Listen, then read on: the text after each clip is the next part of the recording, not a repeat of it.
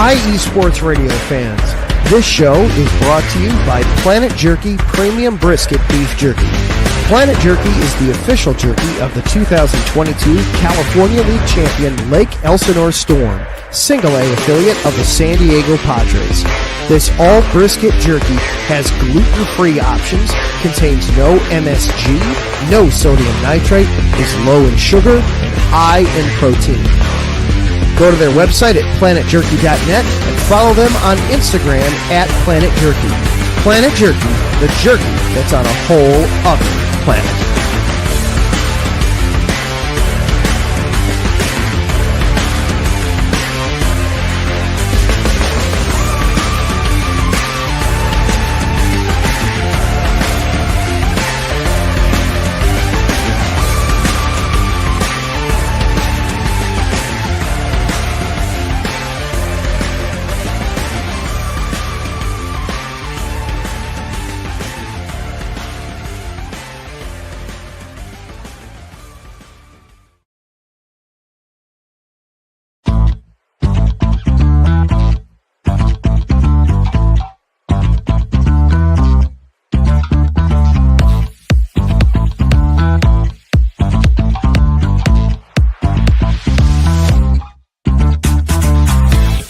Hey there, IE Sports Radio fans. Be sure to check out our sponsor, Seal the Deal Wax Seals by Cecilia B.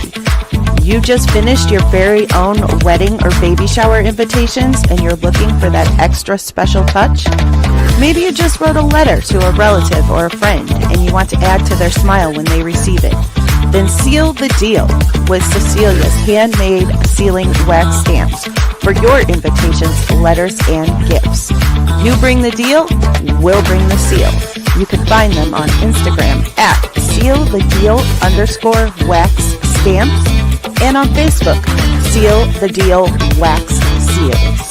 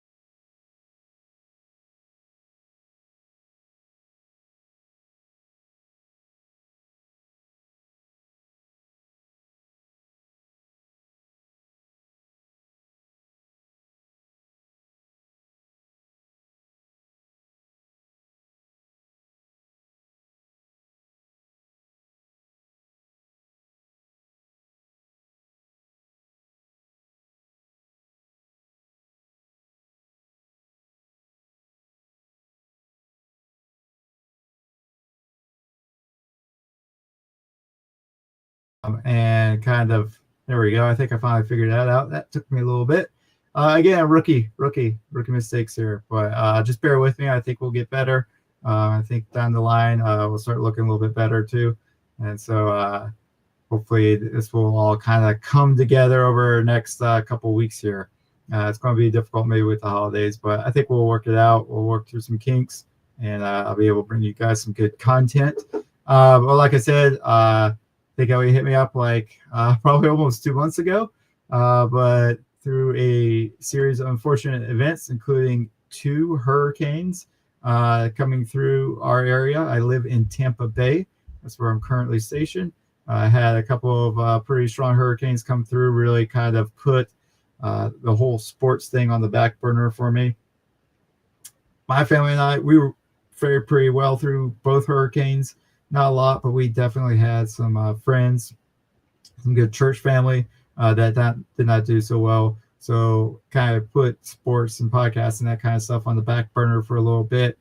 Made sure I got out, helped others who didn't fare as well as we did, and kind of took care of the community, you know what I'm saying? So, but now got through that, got through some hiccups in my own stuff, trying to get this thing up and running, and I think we are finally here. So with that, let's try to dive in and talk a little bit about the Carolina Panthers. Well, actually, first let's get back to the Panthers a little bit. Let me first take you to a couple of our other stations here while I kind of set up a couple of things. Again, try to figure this thing out, learn on the ropes a little bit, but I think we'll get this thing going here in just a few moments. All right.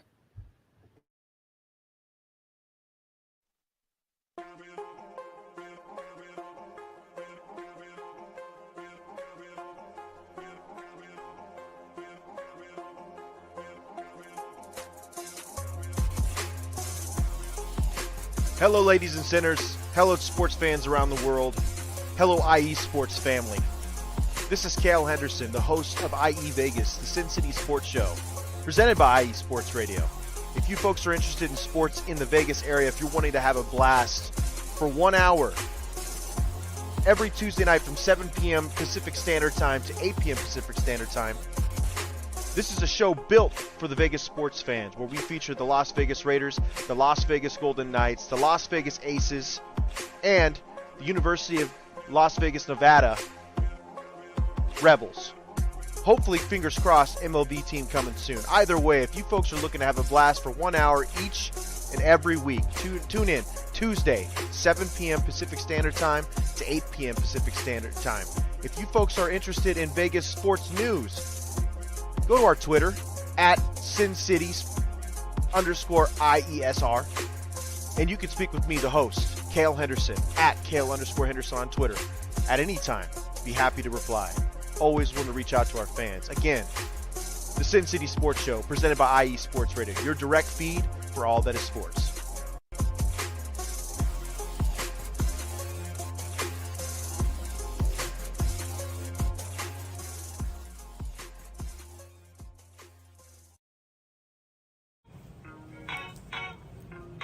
Hey sports fans, are you in the market for Florida sports or just keeping up with the latest in the Panhandle? Palm Tree Sports is a dedicated audio hub to all things sports in the Sunshine State.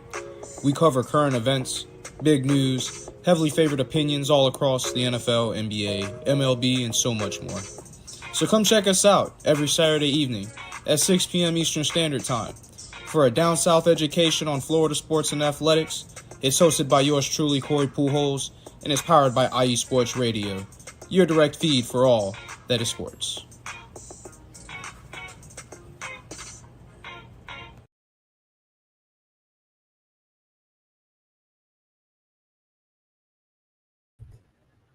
All right, everybody, welcome back. Like we said, IE Sports Radio, your direct feed for all that is sports. Be sure to check those guys out. And our Sin City and Palm City Sports, give them a good listen, and we will get into it. Let's talk a little bit of pro sports in North Carolina. Like I said at the top, Panthers on a bye week this last week, so we could not lose, which is great because that's something that if you follow the Panthers for a while, you are probably kind of used to it. although they are now on their first 2-game winning streak in over a year. Improved play from Bryce Young. So I have another little podcast I like to do called One Fan's Opinion. I focus on the Carolina Panthers and the Carolina Tar Heels.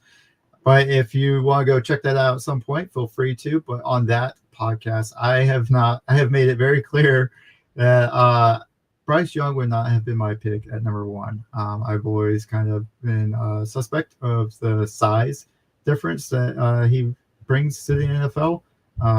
How he's going to be able to carry through, play against these defensive ends that you see every Sunday. It makes me cringe every time they show a picture of Bryce Young next to Brian Burns. Made me cringe when Burns played for Carolina, and made me feel a little queasy a couple weeks ago when they were showing Bryce Young next to Burns as a New York Giant. Just dude's size, 5'10", 185, 90 pounds, 195 pounds. It's not, in my opinion, very conducive to a long career in the NFL. I myself am 5'11" and about 175 pounds. So back 20 more pounds on me, and I'm about where Bryce Young's at. And I'm pretty sure, even with the 20 extra pounds, if I got hit by some of these dudes, I'd be obliterated. But I digress, because over the last 2 weeks, Bryce Young's been playing much better. He, obviously sat for a little bit as Andy Dalton went out there, played, kind of had that revitalization game against Raiders, okay game with against the Bengals, and then a couple of regression games. Did not play very well against the Chicago defense, and it's been kind of Dalton's tenure. I think it's been kind of up and down. Pretty much exactly what you expect of a backup, I think, in my opinion. Bring a guy in, hey, not a whole lot of pressure to see what they do in the first game or two. Maybe they win 1 or 2 of those. Have that, like I said, that close one against the Bengals. Feeling pretty good about things, but then, hey, this starts getting kind of a little bit more serious and a little bit more pressure, a little bit more expectations, and then things kind of start to unravel just a little bit. And that's kind of what I felt like we saw from Andy Dalton. But that time off, I think, has helped Bryce Young out a little bit, help him see the game, help the game slow down for him a little bit. I still have my concerns. I still have my doubts about that height, that size. But over these last couple of games, especially the game against the Giants, he hit a lot more middle of the field passes than I was expecting to see from him, and kind of took care of the ball really well. Have to say the game before, where he had a pass intercepted, pass to Xavier Legette was intercepted. Not so much an interception as it was just I'm going to take this ball. I always put that more on Legette more than I do Bryce Young, especially when Legette, kind of came into the league saying, 50-50 jump ball coming down, it's my ball or nobody's ball. Well, that wasn't the case in that situation, but we'll, I guess, probably let it slide. He is a rookie, right? Just like me, rookie podcaster, talk about rookie wide receivers in the NFL. So all just having fun out here, talk about sports. So anyway, they have looked a lot better. Bryce Young's been taking care of the ball pretty well. He's looked more confident in the pocket, which I like to see. Before, it seemed he would just bail on pockets that weren't even that weren't actually pockets that were still pretty good there, but he for whatever reason decided to bail on them, get out, and then would get himself into trouble. He seems to be staying in the pocket a lot better than he used to, and has really kind of hung on and done a good job with the ball. Got the ball to his playmakers, a lot of which are a lot of the new rookies that have come in. Like I mentioned, Legette, despite that interception that credited Young, has performed pretty well. He's had a pretty solid start so far. Was a little slow at first, but as more and more games progress, or as we progress into more and more games, and he really kind of settles more into rhythm, gets a feel for offense. I think Leggett has really come on and performed a lot better. We've had Jatavion Sanders, the tight end. I think that guy has been playing fantastic. I was excited when they drafted him. We're able to get him at the top of the 4th round, and I was excited. And he is, again, another one of those players that, as it's gone on, as he's gotten settled in, as he's kind of starting to feel his game, I think he's getting a lot better. I think he's going to be a pretty good addition to this team. We'll see. I think, next year will really be kind of the way to tell how good he's going to be, but I think he's going to be a fantastic player. Very excited to see how he does. And I'm also very excited to see how Jonathan Brooks does.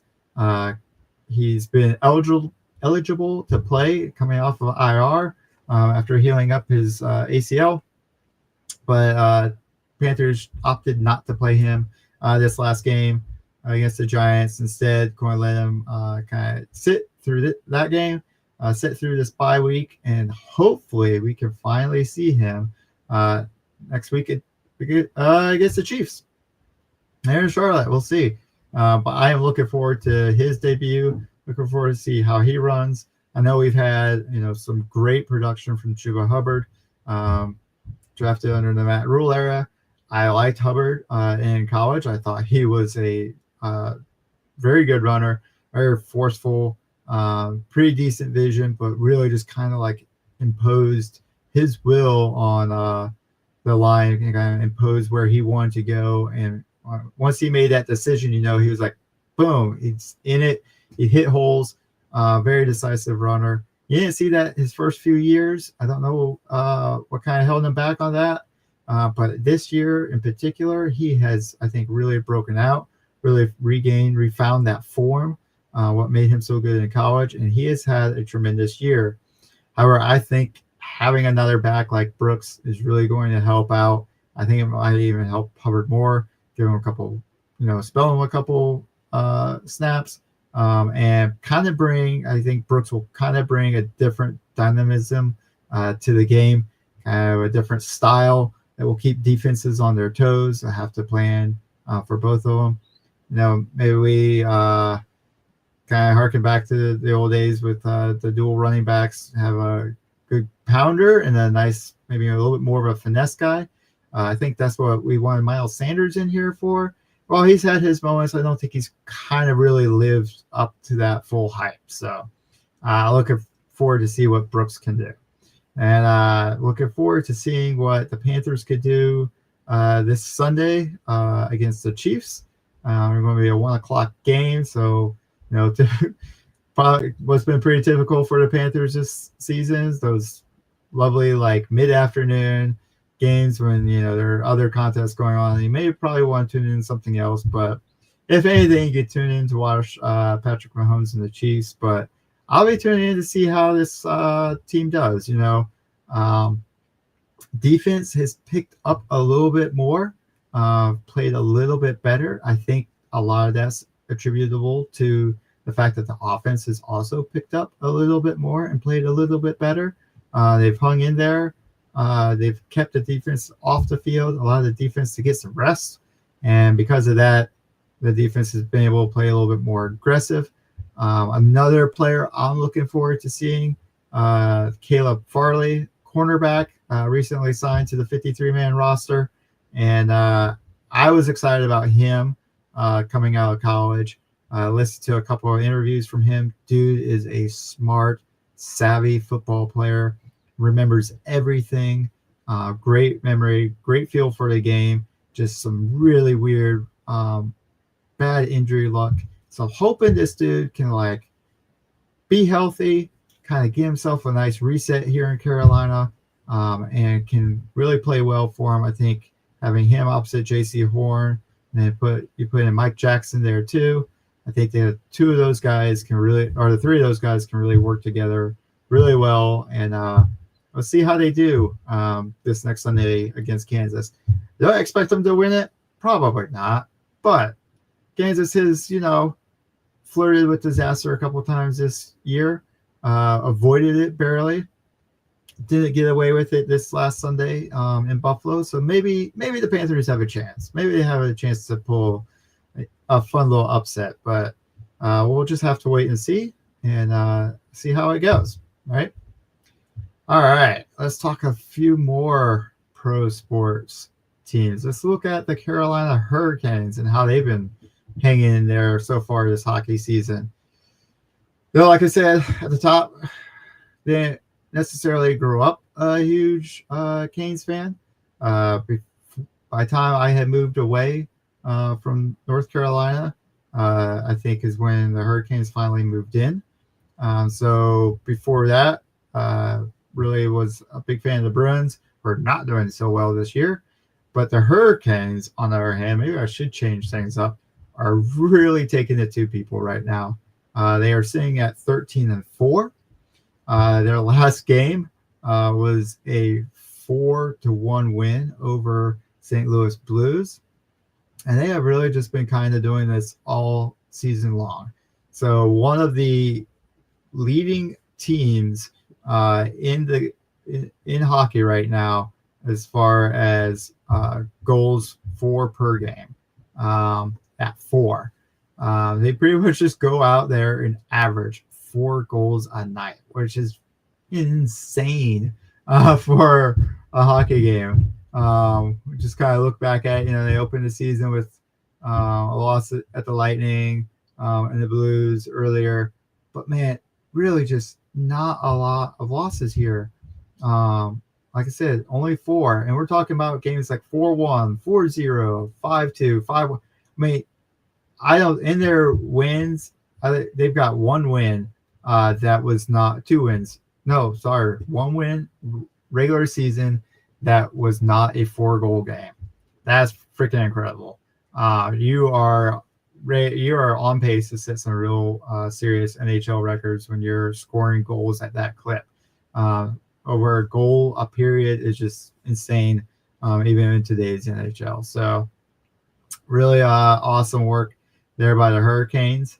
The more we get into this podcast, the more we get going, and the more I get comfortable in my seat here, I'll give you a lot more feedback, a lot more rundown, a little bit of fuller rundown for these teams like the Carolina Hurricanes. But for now, let's, like I said, games played 17, 13-4. No overtime losses for these guys either. They either win it or they lose it. It's not even close for these guys, and really making me question whether I should keep following the Bruins, who are sitting dead even at 500. But I digress. I'm not even updating things right. So next up, let's talk a little bit about the Charlotte Hornets. I'll be honest again. Did not grow up a huge basketball fan or pro basketball fan. I was pretty much always a college basketball fan, not as nearly as much of a pro basketball fan. But sorry. So like I said, still working things out, still trying to get things down here. You have to forgive me a little bit, and I'll keep working on this and keep trying to get better. All right. Charlotte Hornets. Oof, my kids are breathing loud. Kind of off to a rough start. Sitting here at 5-8, second to last in their Southeast division. And really just trying to hang in there as the best they can. And with LaMelo Ball, I do recognize that name. Sorry, folks. I'm really getting out of my element here with the NBA stuff. I promise I will get better. I will get more into it. And I will give you some better content on the Hornets as we go on. And I kind of figure out my rhythm, my schedule here. But really look at these guys. LaMelo Ball really just leads this team in almost every aspect. He's averaging over 29 points a game, averaging over 6 assists per game. Really kind of heart and soul of this team. And it's going to have to be the guy, I think, to take them forward. Looking at their schedule, last game they had, high scoring, but lost to Cleveland Cavaliers, 128-114. That game, I think this is probably part of the reason why I have a difficulty with pro basketball. You start looking at some of these scores, and to me, my opinion, is honestly ridiculous. You're looking at well into the hundreds, not a lot of defense, not a lot of kind of, I guess, finesse to the game, in my opinion. But I know a lot of people love it. They love these high octane, high offensive spectacles. And so if you're into it and you want to hit me up, you want to chat me up and talk about some, then please, by all means, let's do it. Let's talk some Charlotte Hornets, and we'll get into some better detail with that. But so with that, I think that covers some of the pro sports folks, and I am going to turn you guys over to a couple more where do you call it, couple more ads from some of our other stations. So give me a moment here and we will listen to those guys, and I will get back to you shortly.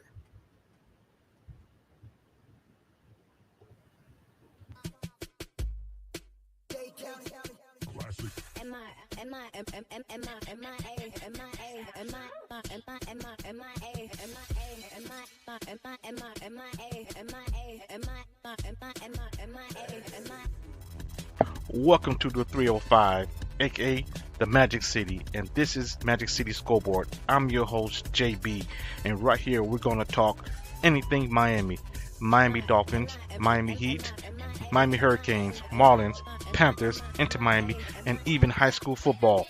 So join me once a week right here on Magic City Scoreboard on IE Sports Radio, your direct feed to all that is sports.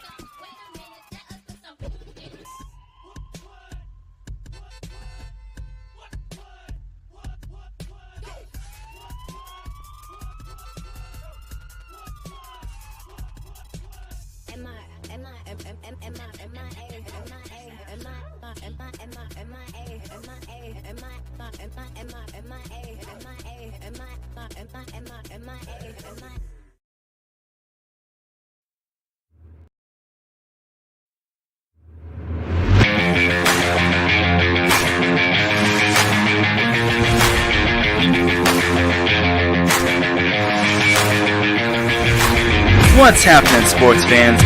Are you a fan of Southern California sports? Are you looking for a show hotter than a hot summer day in California? Then look no further than the SoCal Supreme Sports Show, where I talk about all things Southern California sports. That's right, all sports teams from Southern California. From the hard-hitting tackles of the NFL, to the killer crossovers and big three-pointers of the NBA and WNBA, to the grand slams of the MLB, to the bone-chilling goals of the NHL, and to the booming kicks of the MLS. The SoCal Supreme Sports Show has it all for you. Oh, and let us not forget about the college sports as well. So join me, Taryn Rodriguez, every week here on IE Sports Radio, your direct feed for all that is sports.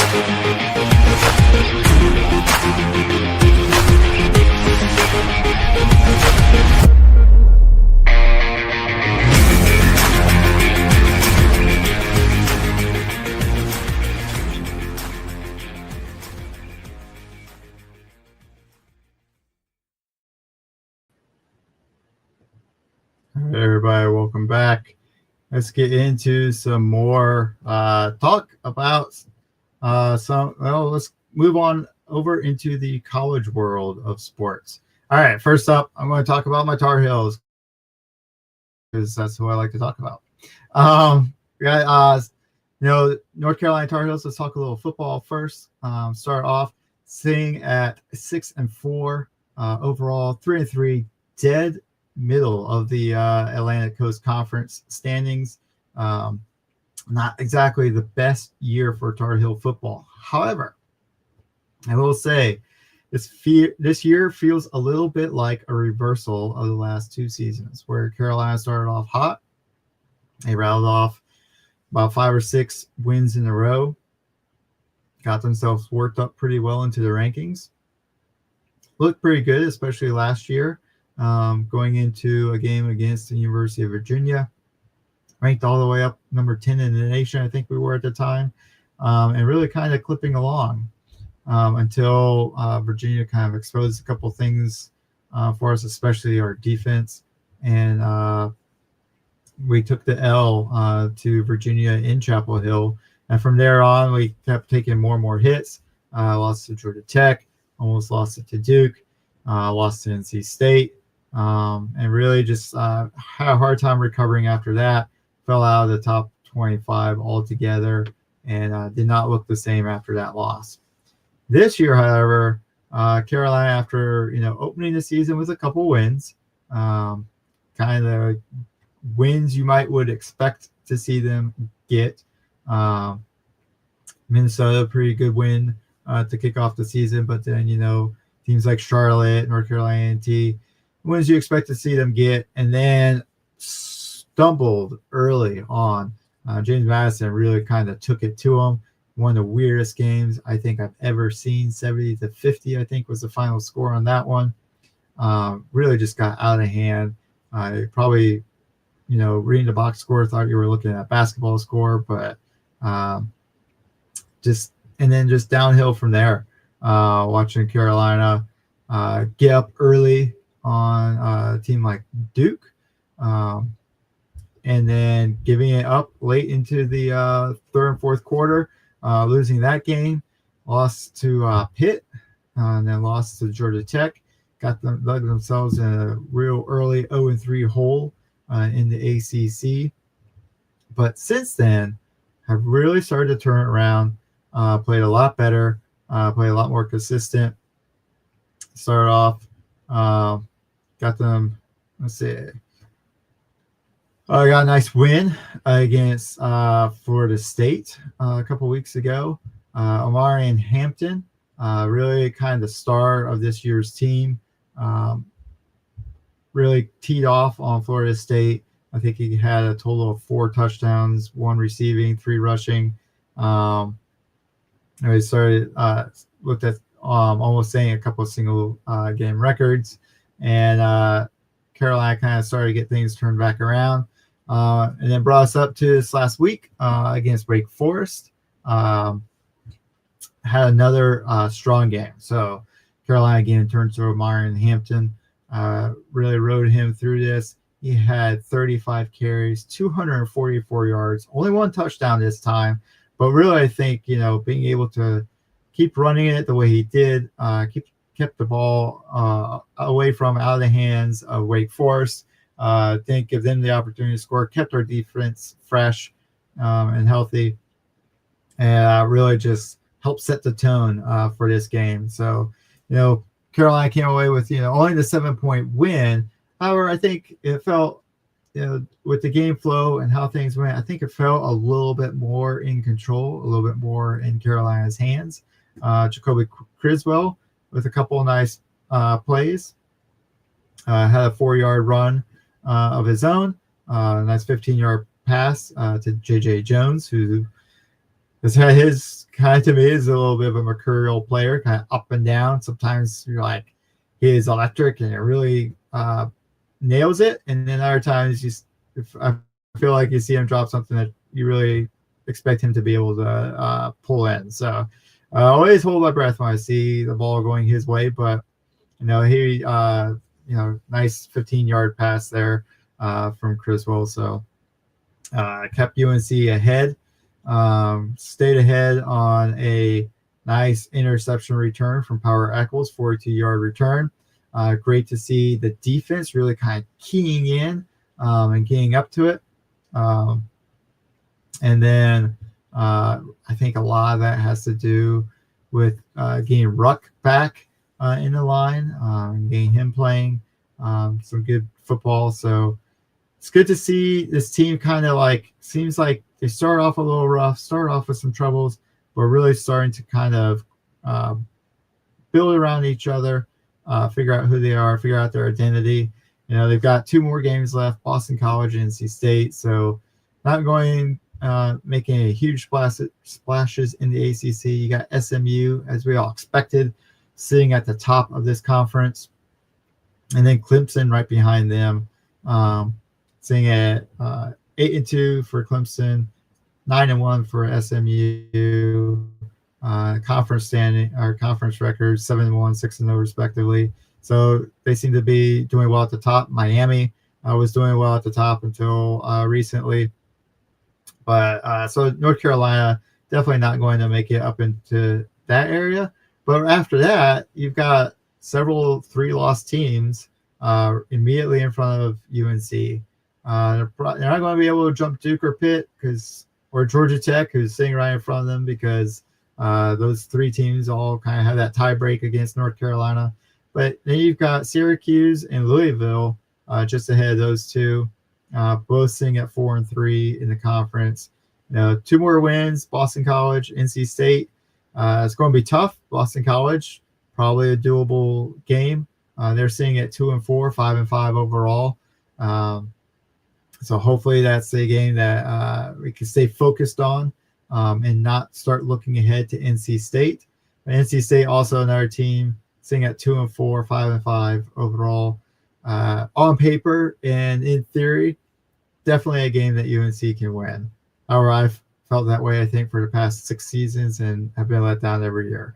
So that's really going to be a tough game to close out the season with. But I think UNC can really, if they continue to pull it together, they continue to work and play together, then I think it's something that they can end up finally getting that win against NC State. I've said it before on my other podcast, the rivalry between UNC and NC State, not quite there in basketball, in my opinion. Always, to me, feels like you're kind of like playing the little brother. The real rivalry is with Duke. That's your equal. That's that guy that you really, lives down the street that you can't stand, that you're trying to one up and best every weekend. But when it comes to football, I'll tell you what, that rivalry with State is strong. Can't stand those guys.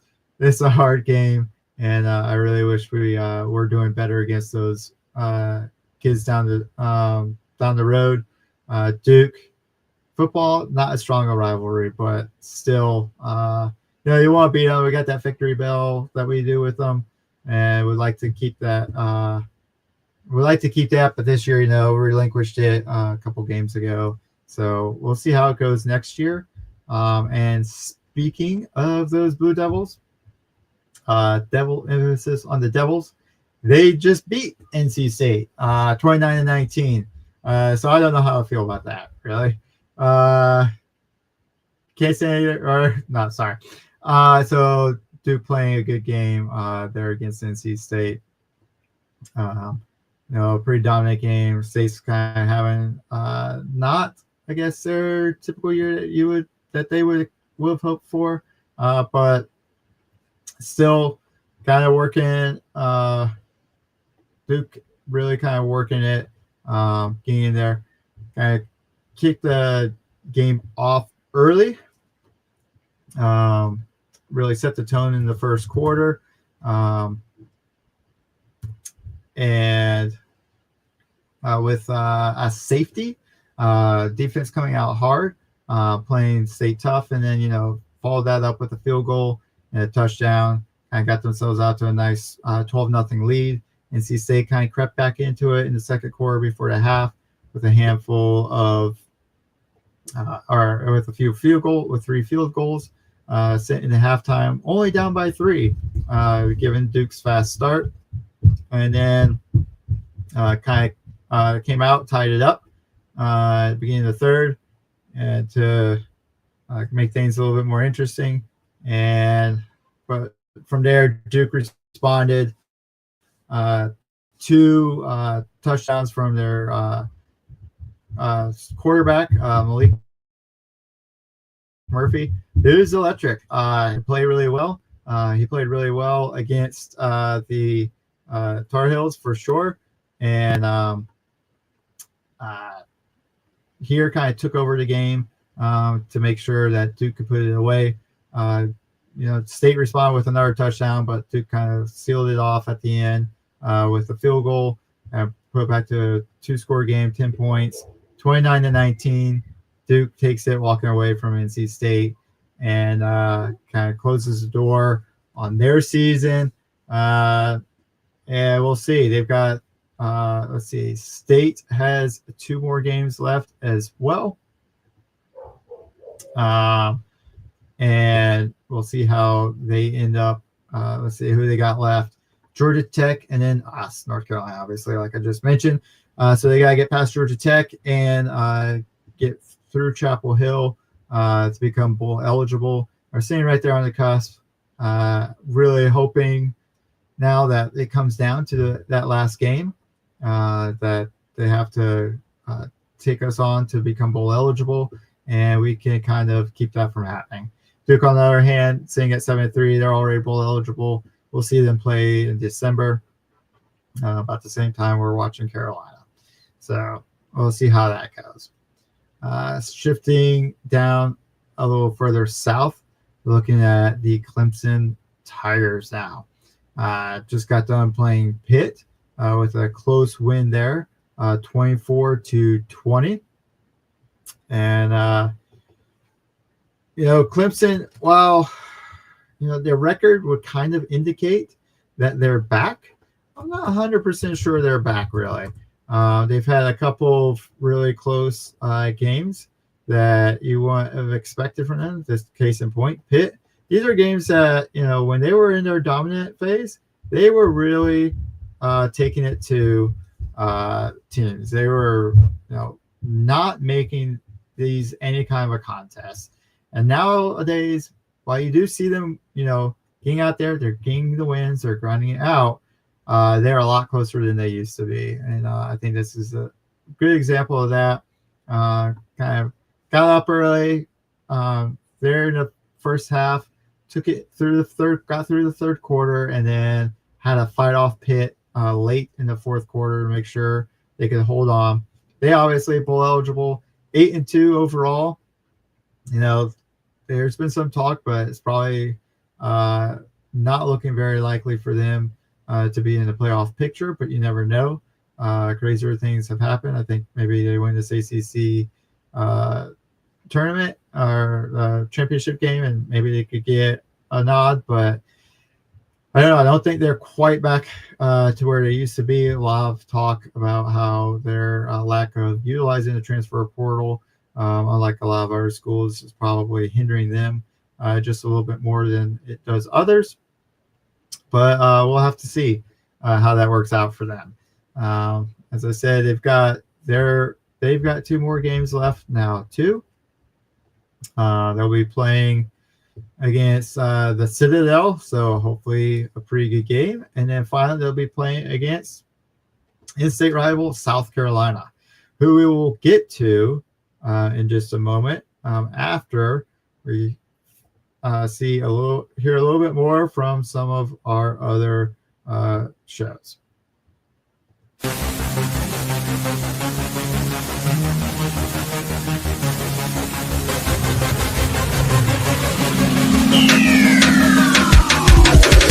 What's up, everybody? This is Darren Rodriguez. Are you a fan of volleyball? Are you a fan of Thunderous Spikes? Then I have the show for you, Set Point, where I cover NCAA men's and women's volleyball, high school boys and girls volleyball, beach volleyball, and even professional volleyball. Catch the action every week here on IE Sports Radio, your direct feed for all that is sports.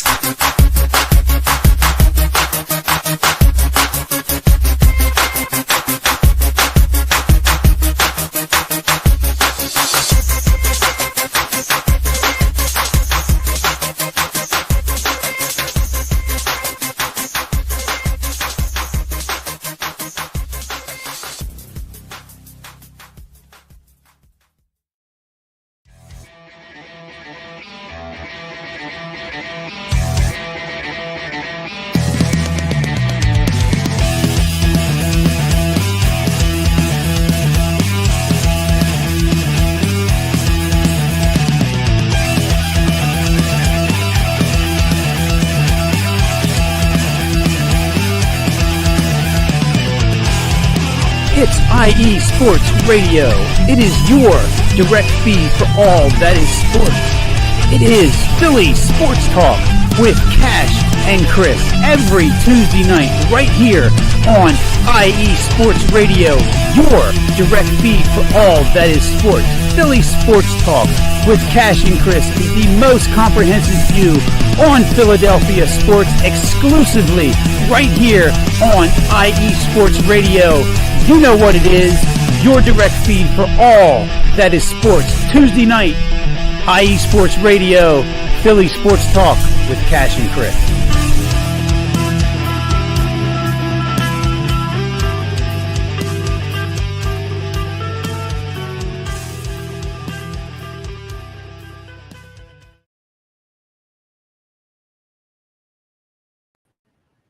All right, welcome back, everybody. Make sure you check those guys out and continue to check out and look up IE Sports Radio, your source for all that is sports. So finally, this might be wrapping up for me. We'll see. I got a couple other things I guess I could talk about, but kind of winding this down here. Looking at South Carolina football, playing really well this year. I think they're sitting at 7-3.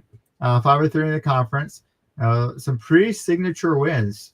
Had a great upset win against Texas A&M. At the time, we're ranked number 10. And they were playing really well. Texas A&M was a good team, very tough team. And South Carolina I don't want to say they took it to them, but 44-20, not something to sneeze at. So a strong statement win with that win there. They lost to Alabama, ranked number 7, but it was a 27-25 loss. That was a close loss. Really played them tough, hung in there. Same thing with LSU, 36-33, only 3 points there. And LSU, ranked number 16, also playing really good football this season. So some good games, some real tough opponents, and South Carolina either hanging in there with them or actually getting in there and getting the W, as we saw against Texas A&M and even against Missouri, ranked number 23 at the time, and got the 34-30 win. So this last week, so good games, really good team play here by South Carolina. I think they've got if I recall correctly, they have got a really good defensive end pass rusher who's a freshman and has just been lighting people up this season. As a Panthers fan, I wish he were a sophomore or junior, because we need a amazing explosive defensive end to really get out there and get after the quarterback. So wish the dude was coming out a little earlier than it looks like he will be, but I guess we'll have to wait a little bit longer. The way the Panthers play, we'll probably still be picking in the top 10 by the time he's draft eligible. So we'll see how that goes. But South Carolina got a couple more games lined up here. Looking at Wofford, should be a game that they can, should be able to handle that game. And then they get to close out their season, as I just mentioned, against Clemson. Should be a nice tilt. I personally expect to see South Carolina be able to take it. Like I said, as much as, on paper, seeing Clemson's record, and thinking that, they might be on their way back. They might be coming back to it. I think South Carolina is a tougher team, personally. I think they're got a little bit more grit to them. I think they can push the Tigers a little bit more, push them around a little bit more. And I think they are up to this challenge. I think they'll be able to take down Clemson. Even though it's at Clemson, I still think they can get in there. Still think they could pull this game off. And, while they won't make any kind of run at the playoffs with 3 losses already, I think it'll be a great way to kind of end the season. I think it's a good trajectory for them. And really looking forward to seeing how this season closes out, and how they can how they go in and get ready for next year or next season. So pretty excited to see all of that kind of coming together. for the Gamecocks and what they've got in store. Well, guys, I think that's going to be about it for me. Sitting here a little over 50 minutes. Go ahead and hit me up. I am on Twitter at UNC Navy. About to throw that down there now.